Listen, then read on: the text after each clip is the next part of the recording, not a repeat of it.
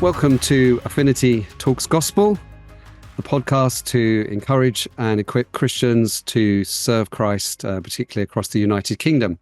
My name is Graham Nicholls. And my name is Lizzie Harewood. And we are delighted today to have Jonathan Thomas as our guest. And Jonathan, tell us a little bit about yourself. So I'm Jonathan Thomas. I'm a minister of a church in Abergavenny, which is in Wales, but on the border with England. And I'm married to Rebecca, and we've got 3 boys between the ages of 5 and 14. So yeah, good fun stage of life. Does on the border mean you do little cross-border raids to shops, or is all the kind of central gravity going back into Wales? Well, no, it means that we've got church members who live in England, which means I can technically call myself an international pastor, which is wonderful. Yeah.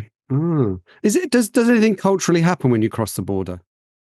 Yeah, definitely. And we're in what they call the marshes. So historically, a kind of an in-between land between Wales and England. And you definitely, everything changes. All the language of NHS and government and education qualifications, it literally all changes over the border.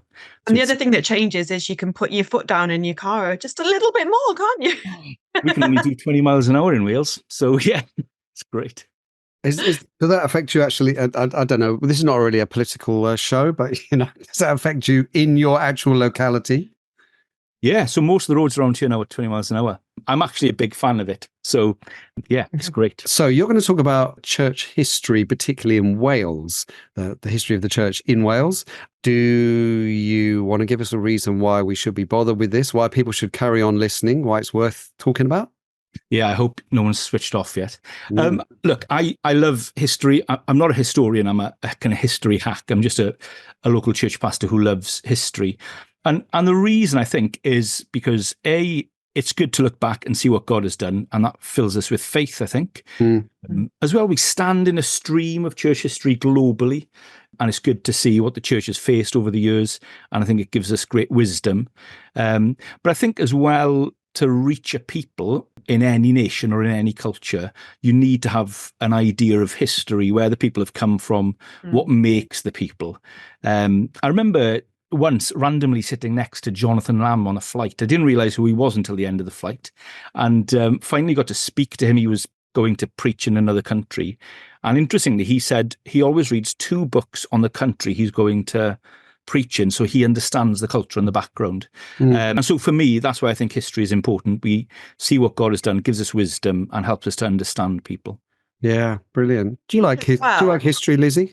I do. I do. I really like history. In fact, I mean, I've got to say, despite having lived in Wales for 4 years, I don't know a lot about the general Welsh history. But no, my husband and I both have a massive interest in history.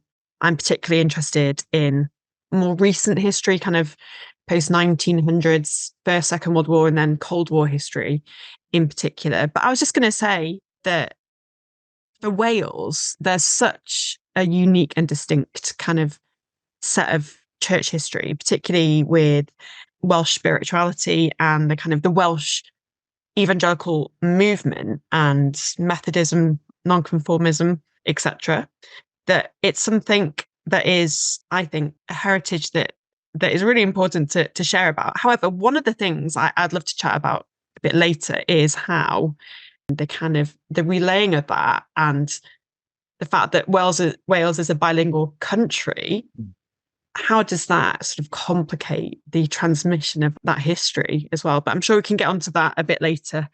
Talk about that linguistic divide. Well, we'll take it that you're not an expert, but you know more than we do, Jonathan. So I'm going to ask you questions as though you know everything.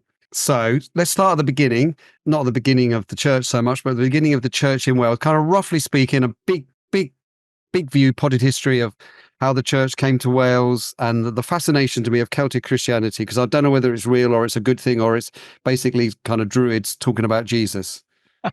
Well, yeah, I mean, look, no one's exactly sure when Christianity came to Wales. Probably at the end of the Book of Acts, Christians were traveling around the world. Romana meant, that ordinary Christians, Roman Christians, could just get around the world. Yeah. So I think in England, for example, you have Cornhill, St. Peter's, which I think is like 179 AD.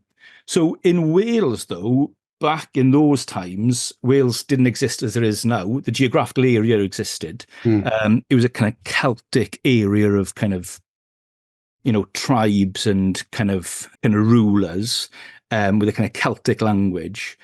And so we think that Christianity came over with the Romans probably to kind of southeast Wales, where I am, in places like Caerleon, but up the north as well, like kind of Chester, those kind of Wrexham, famous kind of Roman places. And we're definitely sure that Christians were here by 200 AD. And one of the main reasons is if you go down the road from where I am to Caerleon, there is evidence there of two martyrs, Aaron and Julius, who were martyred in 200 for the Christian faith. So they were disturbing the peace of the gods. So Christianity came over then. Now, by the 300s, after kind of Constantine, we're sending bishops to France, or to Gaul, as it was called at the time, to represent. So the church was quite established early on. Then, if you know your history, the Romans left kind of 410, is it, 5th century? And then kind of there was a big kind of attack and burning of the Christian churches across Britain. But interestingly, not so much in what we now call Wales. We kind of fared a little bit better. And then, to understand Wales, you've got to understand England in many senses. Then you kind of had the Germanic kind of invaders come, end of the 400s, is it? 449, something like that, where you become kind of Anglo-Saxons. But they didn't make it into Wales. Basically, with our kind of tribes all over the place, there was no one place to conquer, with all of our mountains. And I don't think they really thought there was anything much to bother about with us anyway. So we kind of got left alone, which meant that Christianity in Wales started to develop separately from Christianity in England, very differently, interestingly enough. And so we had our kind of own language, our own background, which is where really you come into what we call the Age of the Saints, 450 to 700. So you get these kind of like monks going around in Wales. The most famous is St. David, our patron saint. But then, you've got St. Patrick, and you've got all these kind of Celtic saints. Now, there's loads of stuff about Celtic Christianity. I'll be honest, I don't think I believe in it. I don't think there was like a centralized kind of group of people with meetings who were Celtic Christians. But one Welsh church historian, Gwyn Davies, he talks about it more like a mood. There was kind of a feel to Christianity in Wales at the time, which was Celtic. And actually, when you dig down and look into it, and it's hard to look into it because everything we know about it was written in the 11th century. So it's all quite hard to unpack and unpick the truth. But what we can work out is they actually taught the Bible. Evangelism and mission was huge to them. They'd get in little boats and they'd travel all around the UK and into Europe, even as far as places like Russia. And so they had a real kind of passion. They would teach creatively, with stones and different things like that. And they would open lots of kind of educational centres. But interestingly as well, they had a huge emphasis on free grace and the gospel. So St. David, our patron saint, actually spent a lot of his life battling Pelagianism, that kind of heresy that was coming over from the continent, coming and, was denying kind of original sin and, kind of teaching that, you can kind of save yourself a little bit. The famous mythical story about St. David, you may have heard of it, is when he's preaching and the ground rises beneath his feet in a place called Llanddewi Brefi. Well, look, I don't think the ground rose beneath his feet, but he was definitely there in a kind of early synod preaching against this heresy of Pelagianism. So I don't think of Celtic Christianity as this kind of weird, kind of pseudo, kind of pagan Christianity, but actually good gospel preaching men with a missionary heart. And so, so that was kind of the Age of the Saints. Yeah, that's interesting. I was talking to someone about Irish Christianity because we're doing an episode on that, and I was prepping with this guy, and I'd forgotten or never knew perhaps Patrick came from Wales. Yeah, but also that the it's very easy to see see it through the lens of maybe kind of a cross between Catholicism and Greek Orthodox and paganism, sort of, and just kind of put it in that bucket of, I don't really understand this. I wouldn't recognize this as Christianity. It's kind of superstitious, Christianized sort of stuff, and which is clearly wrong of me from what you've just said. So that's helpful. It's probably Christianity we would recognize. We might not agree with everything, all the elements, but Christianity we would recognize and think these are gospel people. That's what you're saying, isn't it? Yeah, hugely, because actually we bypassed the whole kind of Roman emphasis early on because we stayed. So our relationship was more with kind of Gaul and the kind of those kind of nations rather than the kind of Anglo-Saxon kind of Germanic influence. We stayed very independent until about the 1100s with the Normans. They're the ones that really came in and give us a good kick in and the church. Really quick question, a short answer, please. Why were people burning churches? Right across, but not so much in Wales? Yeah, I'm not quite sure if I'm honest. Because I think Wales are always slower to adopt things. We were very slow to the Reformation, for example. Yeah, we don't like change fast. So yeah, I think we're just quite slow. Okay. Did you have a question, Lizzie, about that period before we jump forward to maybe the Normans, and then we'll have to do another quick jump to revival period or something? No, I was just interested in what you were saying about education. Now, I'm an educator, and I know that in the 1700s, Welsh Christians played a significant role in bringing literacy to Wales. But you're saying it started far long before that. Yeah. I'm wondering what do you mean and how? Yeah. So the kind of this what we call the saints. So places like Llanbadarn, just outside Aberystwyth, for example, there's a church there, Llanbadarn Fawr, which was a big educational centre. There was ones on the border in Hereford. So the monastic system and the church system, they would be the places of education, really, because the monks and the kind of the ministers, they were the ones who could read and write. So people were sent there to learn.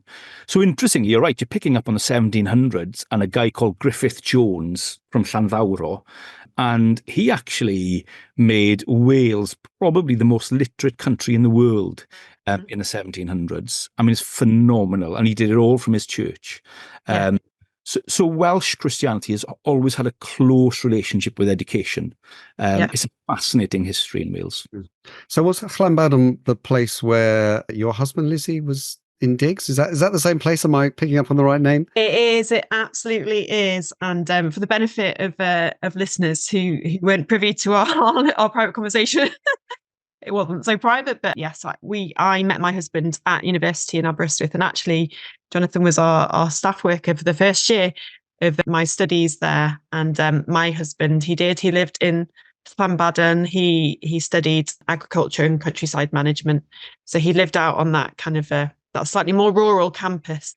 Yeah, and the story goes that Jonathan and him and others were having a whole dinner with the sleeves of LPs on their heads. Is that correct? Yeah. Which many people wouldn't understand. Large records, gramophone records, I think you might call them. As historical artifacts, which are kind of back in for certain genres of music now, but the sleeves on their heads. But I heard that bit of story before we actually started recording, but I didn't know why that was the case.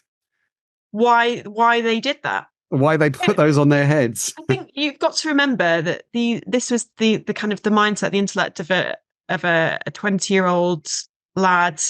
He lived in a bit of a quirky house. A lot of Christians who thought that they were kind of living on the edge by making the speaker for the mission week come in be fed, and whilst they're eating, they all just sit with these sleeves on their head. They had this old-fashioned kind of record player, as you do when you're trying to be a bit quirky and a bit different. I mean, that's just the kind of the thin end of the wedge of the crazy stuff that went on at that house. It was a house of 7 boys, basically. Yeah, I studied in Aberystwyth as well, and I was a student worker there. I lived there for a long time, and it's a unique place. And eating and having record sleeves put in your head is not that unusual. The going back to Wales, because you're saying all these names of things, has the Welsh language sort of developed by this point, even in the Celtic period, the 400s, 500s, 5th century? the Welsh language is developed, and that's what you guys are speaking then? Yeah. So basically, you've got this kind of Celtic language in Britain, ancient Britain, but when the Anglo-Saxons come in, they start to change the language in England, and basically ancient Britain gets pushed to the edges, doesn't it? To Scotland, right. Wales and Cornwall. So we've all got these kind of ancient languages which have been left kind of forgotten. Yeah. Although Welsh is different to Gaelic by quite a bit, isn't it? Yeah, but there'll be some crossover. So if you go over to kind of Breton, there'll be kind of words that are quite similar. French and Welsh, there's similarities. So it was kind of developing kind of separately there, but didn't have the same influences. And just the Aber root and the Llan root, do they have any religious histories? So Aber means mouth of the river. So it's always kind of like, where there's an estuary going in. And Llan, ultimately means parish of, church of. Okay. So when you look at Wales, lots of our place names are religious in kind of origin, which is amazing. Right. Very good. What do you think next is significant? Because we can't cover everything, but another big milestone? Yeah. So, I mean, Wales and the church kind of developed, and it developed in Welsh. And I guess the Normans came in, and then that's when that kind of more kind of Roman kind of stamp of the church came on Wales. And we started to have, parish systems and everything that we now know kind of as the established church. And I guess Wales then, like many areas, there was signs of health, but the church wasn't exploding in those years. And obviously, kind of from the 1200s onwards, there was a decay in the health of the church in Wales, I guess. For various reasons, the gospel was increasingly being taken away from the people. A lot of it would have been spoken in Latin or in English, neither of which Welsh people would have understood. Right. So we had like a double whammy. So the Bible was taken away from people. And this was all state church, like, as it were, Church of England, because Church of Wales was 20th century, wasn't it, that they got established church in Wales. So at this point, up until, am I right in saying up until the 1500s, there was really only one church? There was nothing really outside of it. It was just... Pretty much. I mean, you've got a few other Anabaptists and various other things happening. But in Wales, you got the early church, which was Baptistic, Reader Baptist, but you've got this little aberration in between of 1500 years or so. Yeah, and then kind of 1500s come, and then you start to get different movements, and you get exciting things like translation of the Bible into Welsh. So you get absolute historic people like William Morgan, who translated the Bible into Welsh, or William Salisbury just before him. And really, once you get the church translating the Bible into Welsh, that has a huge impact. And that really then starts to bring far more health to the church once the Bible is in Welsh. What year would that have been then, Jonathan? Was William Morgan's Bible 1588? Is that right? I'm saying that off the top of my head, but it should be right. As a Welsh schoolboy, I should know that. But yeah, and then really it was about making the Bible accessible. And so you would have had the organization, the SPCK, who would have been helping to get Bibles into the hands of people. But the problem we had was then you had Bibles, but people couldn't read.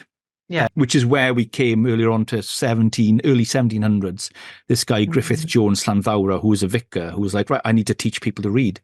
So he invented circulating schools. Schools would go into an area for a few months, teach people to read and write Welsh, and then they could read and write the Bible. They're like pop-up schools. Yeah, basically pop-up schools. Absolutely amazing. He was in the Diocese of St. David's, which at the time, had a report which was famously terrible. People were just flying through services in double speed. But now he would preach and thousands of people would turn up to hear him. So there was they call him a Seren Fore, the morning star of the Welsh revival, because something was stirring. And you'd had lots of, the Baptists and the Independents were already at work in Wales. You would have had kind of the early Puritans, kind of Craddock and these different people doing amazing work. Sometimes there's an idea that the gospel kind of left Wales in the 1100s and didn't come back until the Reformation. But actually there was lots of good things happening.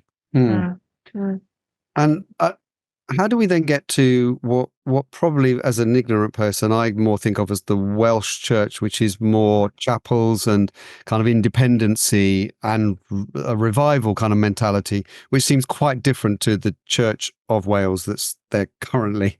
So where did that all happen? Yeah, so the kickoff for that would be 1735. So 1735, if you're in England or Wales, you think of the Wesleys or Jonathan Edwards. Mm-hmm. But actually, we were before them all in Wales. Wales was slightly first with Howell, Harris and Daniel Rowland. And then a couple of years later, a guy called William Williams, who's the great hymn writer. Guide me. William Williams, Pantycelyn. Exactly, which was the farm he lived on.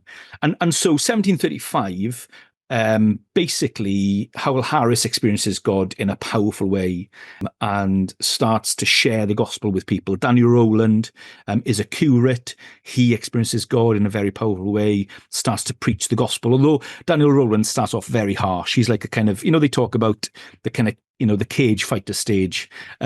He definitely went through that.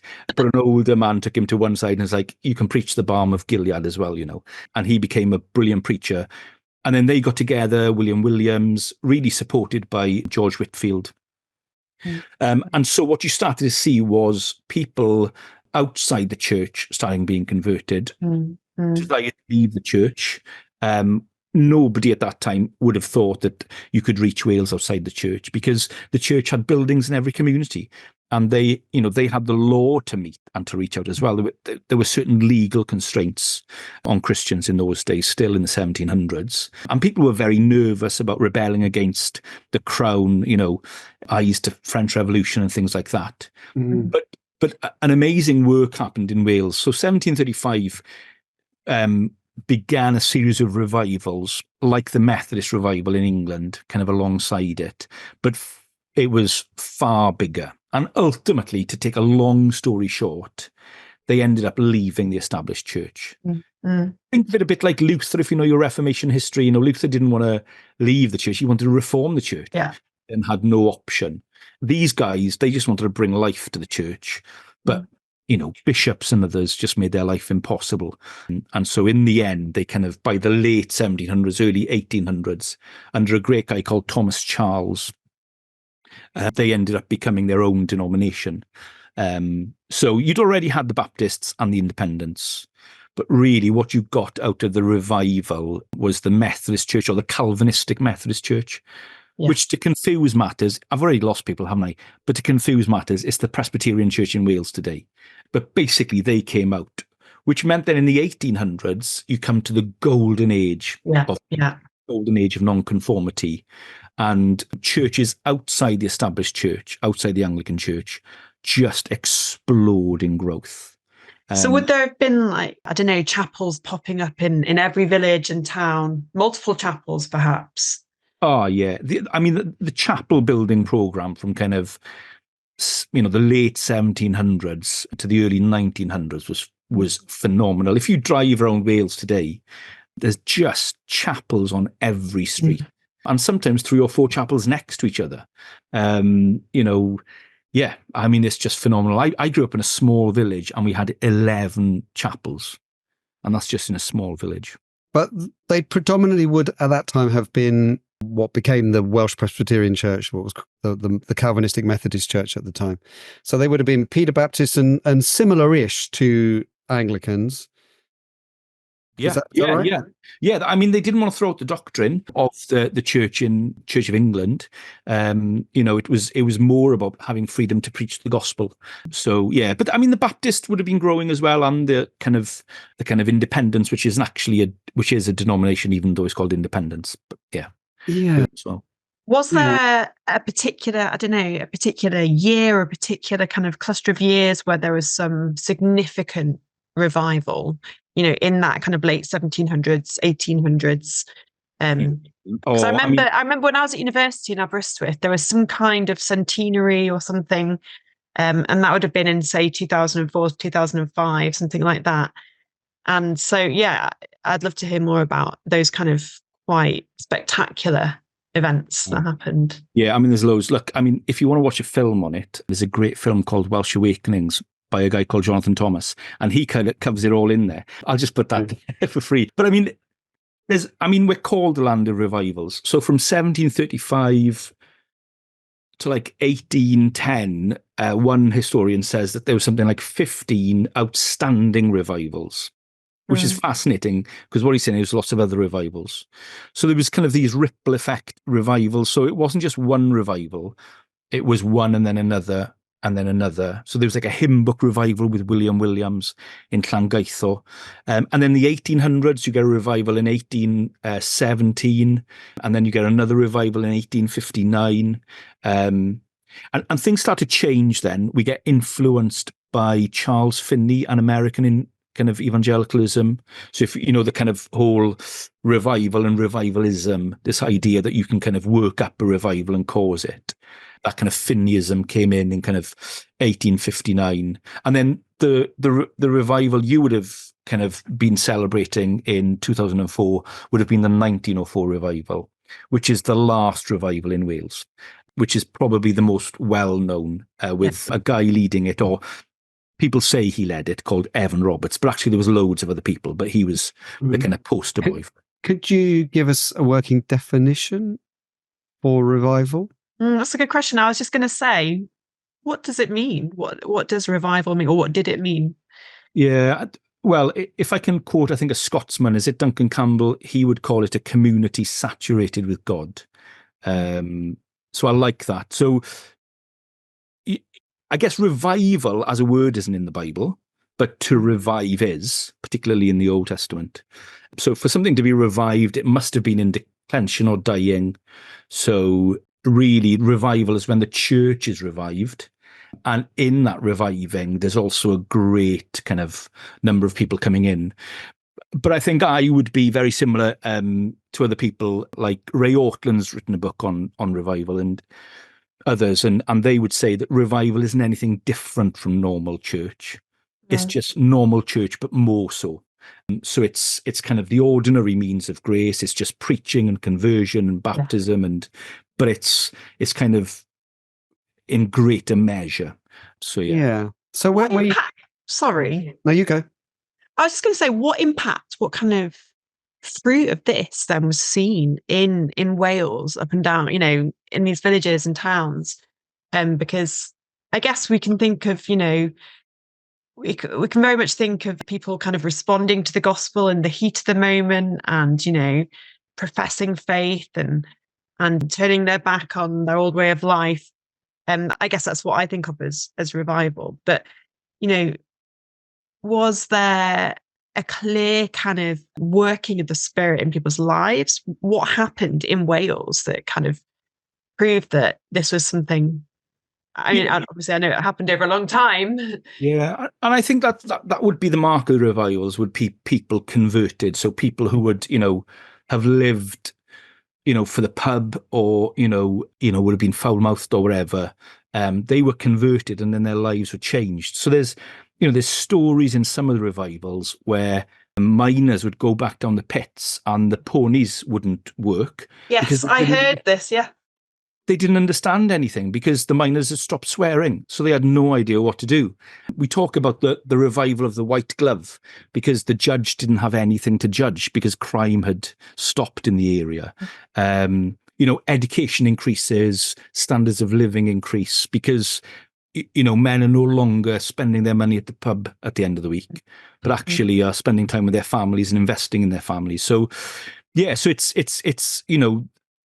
real lives changed. I think the 1904 revival, 100,000 people in 1 year were added to the church, which is a huge number. Hence why they had to build all those chapels. Well, yes, exactly. So does a church like the church you lead now, does that kind of trace its heritage to that, or the church that Lizzie went to, or her husband went to, at least Aberystwyth, the Grace Baptist Church there? Does that have a kind of connection with that period, or are they both kind of imports from Baptists or something? Yeah, so I guess my church originally would have come from the Presbyterian Church in Wales, and then Aberystwyth, then Alfred Place, I guess, would have come from Grace Baptist. So but you can look around and in same as other countries, every church will have the year it was built on the front, so you can pretty much work out where it came from then. Right, but I mean, your church does it feel Welsh?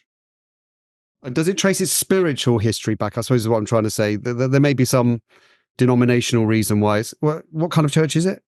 Yeah, so ours is an FIC church where we meet in a school hall, and we're on the marshes, we're on the border, so our church is very unique. Lots would feel Welsh, and some would speak Welsh. But if you go further into Wales, lots of churches would be really aware of their heritage, and usually heritage is bound up with language. Culture and Christianity got merged in the 1800s because Christianity became so big through the revivals and so powerful, because it had such an educational front. Really, Welsh culture became Christian. If you know what I mean. I know it's a debate about whether that can happen, but ultimately to be Welsh was to be Christian was to be Welsh. Right. And really what happened then was when you had the mining boom and the kind of industrial revolution and lots of people had to move into Wales, what you found then was a kind of disconnection between the church and community, because it was a Welsh speaking kind of educated culture and a very powerful one. And so that caused a whole host of problems in terms of reaching people. So by now there's a mix, but lots of Welsh-speaking Christians and lots of non-Welsh-speaking Christians would definitely feel a revival heritage. And it kind of goes all the way back to the age of the saints and the Celts. Wales has always been slightly different. We've never been completely in step with our neighbours. So there is a kind of sense of identity there. I think there's. Sorry, Greg. There you go. It's good. I was just going to say, so something I was acutely aware of whilst I was at university was perhaps a bit of tension that arose within Christian communities amongst Christians who perhaps some were Welsh and some were English or non-Welsh, and sometimes that manifested through kind of not wanting to associate together or meet together. And there was definitely a linguistic divide. I mean, there was a linguistic divide anyway amongst many students who were studying through the medium of Welsh or felt that they wanted to associate with Welsh people would have their own halls of residence, Panty Celyn. And I guess, although I noticed at the time, it was the same with Christians, with the Christian Union, with Welsh Evangelical Church.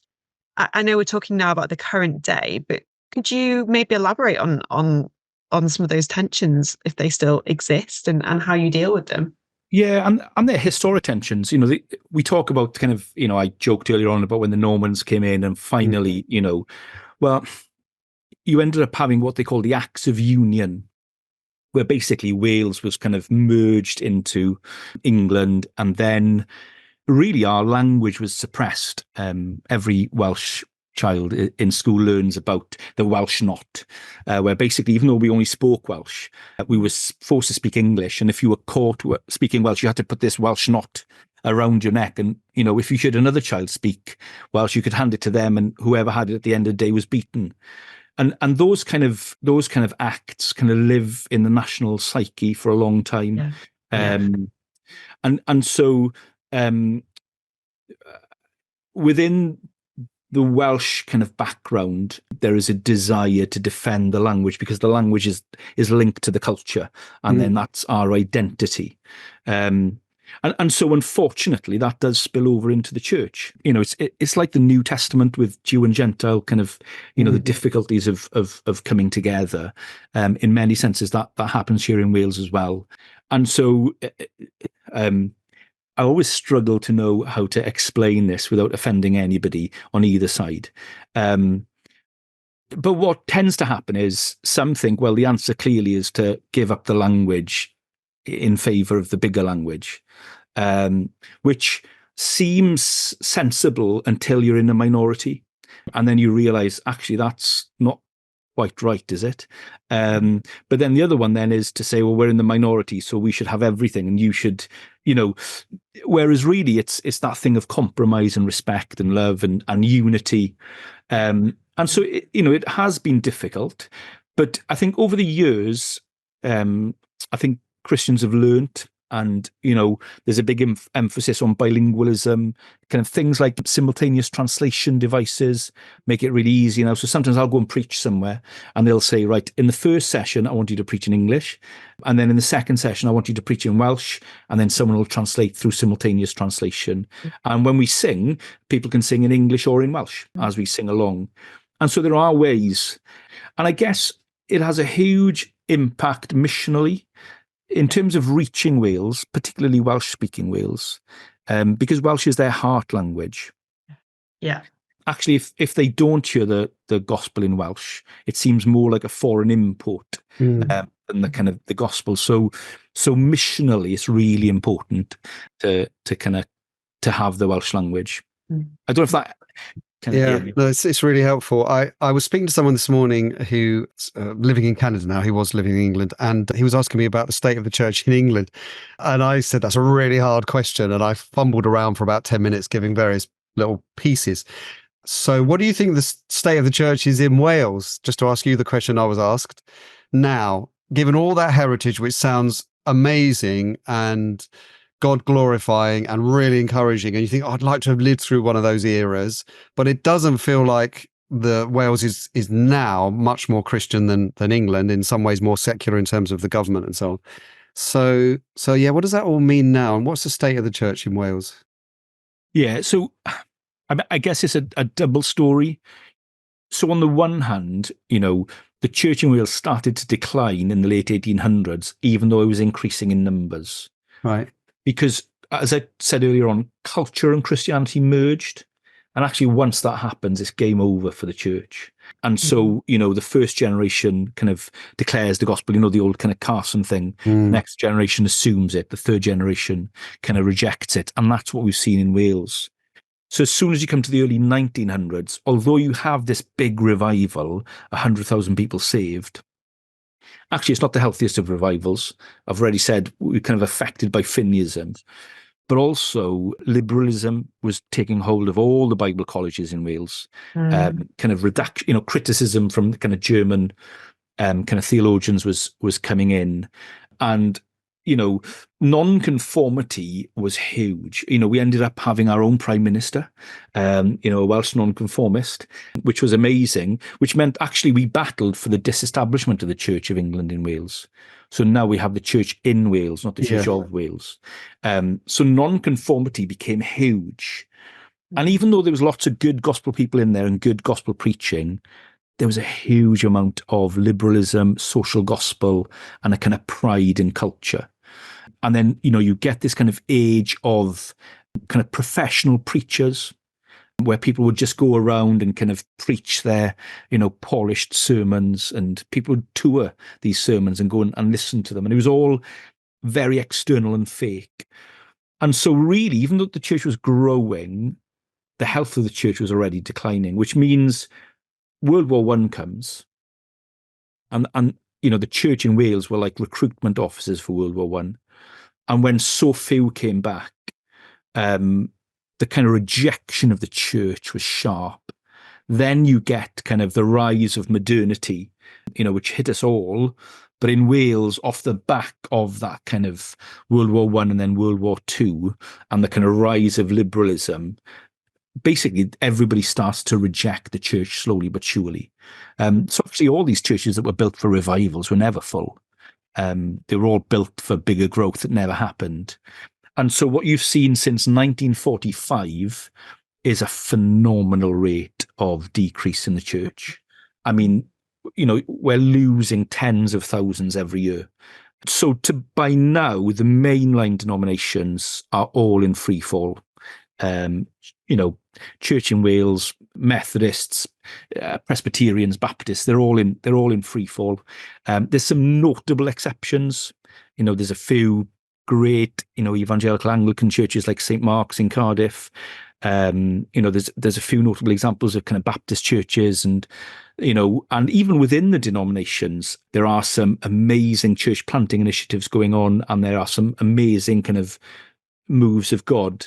But really by now, the main church growth seems to be outside of those, in the main. Not exclusively. There are still really good things happening in the denominations. I don't want to be unfair to my brothers there. God is doing some amazing things in particular areas. But really now in Wales, it would be mainly the kind of independents, particularly the kind of, Pentecostal churches, charismatic churches. If you're going to go really wide, HDB is starting to do work here in the way that they do it. You've got Advance, kind of the old kind of Terry Virgo's grouping. There's a lot of church planting happening there. There's a huge initiative at the moment, Canty Gymru, which means 100 for Wales, which is Christians from across the board, no matter what denomination, getting together to support each other to plant 100 churches. Kind of feels a bit like, if you remember the Birmingham 2020 stuff. Yeah. And Neil Powell and those guys, and there's things like that happening. So there are encouragements and there are pockets of growth in Wales. But in terms of the established structural denominational, it's not good. To end on an encouraging and a sort of equipping, what's the word? A call to action. What would we be praying for? What should we be praying for? For the church in Wales, particularly, obviously, making disciples and teaching them is what we pray for all churches everywhere, that they'd fulfill the Great Commission and love one another. Also, all those things. But is there something particular that it would be good to pray for the church in Wales, given all of your history and cultural peculiarities in a good way? I'll take that. Yeah, I think the top things for me would be unity. We need to come together. We need to love one another and work together. I think that's huge. I think, secondly, is a desire for God. Even though I'm quite obsessed with revival, I'm not convinced we should pray for revival. I think we should pray for God and want to know him more. And I think that's what I've seen in church history, is that actually when people know God and are living for him, they stand out, and we live out the faith. So unity, more of God. And then, it's the Lord's Prayer, isn't it, for more workers for the harvest? Yeah. Can I just get you to pass again on the unity one? Because I understand what that means, but I don't understand what that means. Who do you want to be united with?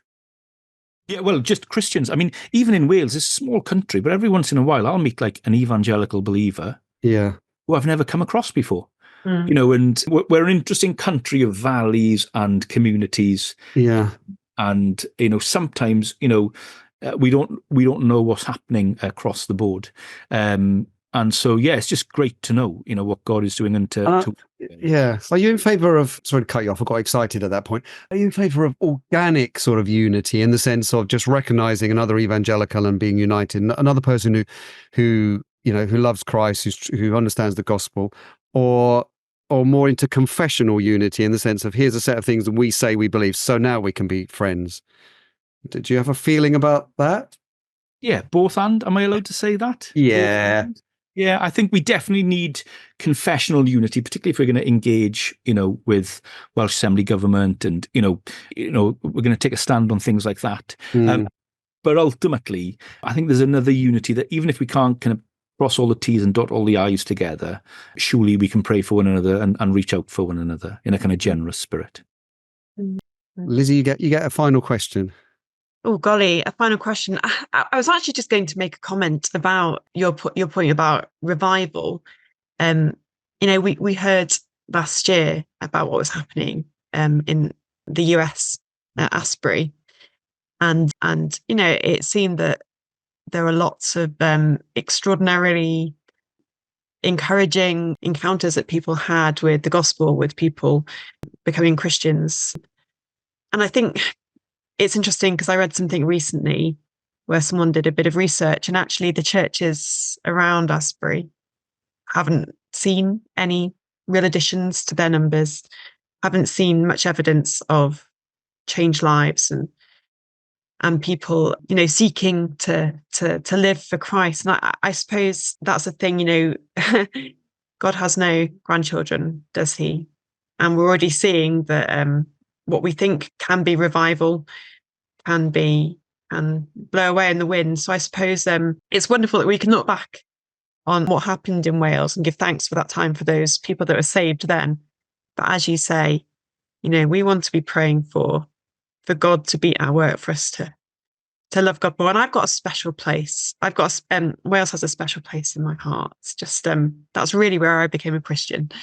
And it was through the work of people like yourself, Jonathan, that I was really encouraged in my faith and came to understand the gospel for the first time. So for me, Wales did lead to revival in my life, because I don't think I was a Christian before I went to university. So. I love that. And I think, honestly, Lizzie, I'll if I can have one last comment. I think for me, reviving, it's in your own heart, isn't it? And I think, I'm as encouraged by one person coming to faith, or one backslider kind of coming back, or one church turning around, as I am in a huge revival. I think it's just about, that kind of knowing God, drawing near, and seeing him reach out. That was brilliant. Compressed a lot of history into a few words in under an hour. So thank you so much, Jonathan. It's been a pleasure to have you on.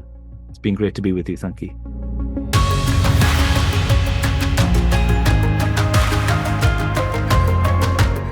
Thank you so much for listening to Affinity Talks Gospel podcast. Affinity is a network of evangelical churches and Christian organizations working together, sharing stories in order to encourage and equip God's people to preach and live the gospel in this generation. If you're interested in supporting this ministry, we'd love you to join us. Just head over to affinity.org.uk/join to find out more. And we look forward to catching up with you on the next episode of Affinity Talks Gospel